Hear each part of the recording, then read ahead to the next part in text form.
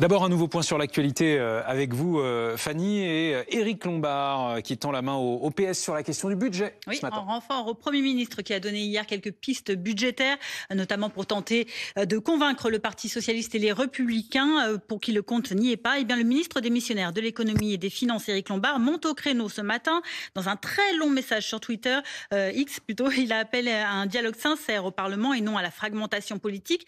Il évoque également des compromis possibles avec plusieurs forces de gauche, notamment le Parti socialiste. Et par exemple, il cite la juste mise à contribution du patrimoine des plus fortunés, l'amélioration de la réforme des retraites sur la base avancée portée par les partenaires sociaux ou encore le soutien au pouvoir d'achat. Le Hamas se dit prêt à libérer les otages. Et à finaliser toutes les questions relatives à ce plan présenté par Donald Trump, comme l'échange de tous les otages, 47 vivants et décédés, toujours retenus par le Hamas depuis presque 2 ans. Le mouvement islamiste qui accepte également de confier la gestion de la bande de Gaza à une instance palestinienne composée de technocrates indépendants, mais aucune mention à son désarmement ni à son exil. Pas de quoi atténuer l'optimisme de Donald Trump, convaincu que le Hamas est prêt à une paix durable. Écoutez.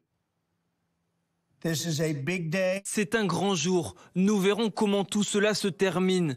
Nous devons obtenir la confirmation finale et concrète. Très important. J'ai hâte de voir les otages rentrer chez leurs parents et tout le monde sera traité de manière équitable.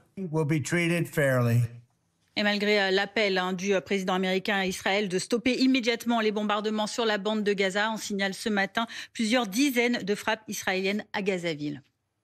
Dans l'actualité à l'international également, cet aéroport de Munich en Allemagne fermé pour une 2e nuit consécutive. L'infrastructure qui a de nouveau été soumise à une alerte de drones d'origine inconnue. Conséquence, 46 vols annulés ou suspendus au départ et 35 qui devaient atterrir.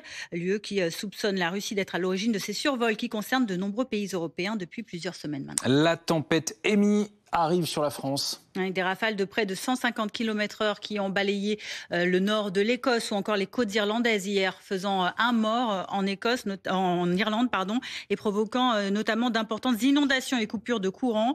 La violente tempête est arrivée cette nuit sur les côtes françaises de la Manche. Une large moitié nord de l'Hexagone est actuellement en vigilance vent jaune. Et même 6 départements qui sont passés en vigilance orange. Des rafales de plus de 120 km/h sont attendues localement cet après-midi le long de la Manche et même de 100 km/h dans les terres, ainsi que de très fortes pluies. Soyez vigilants. Merci Fanny. Prochain point sur l'actualité avec vous toujours à midi.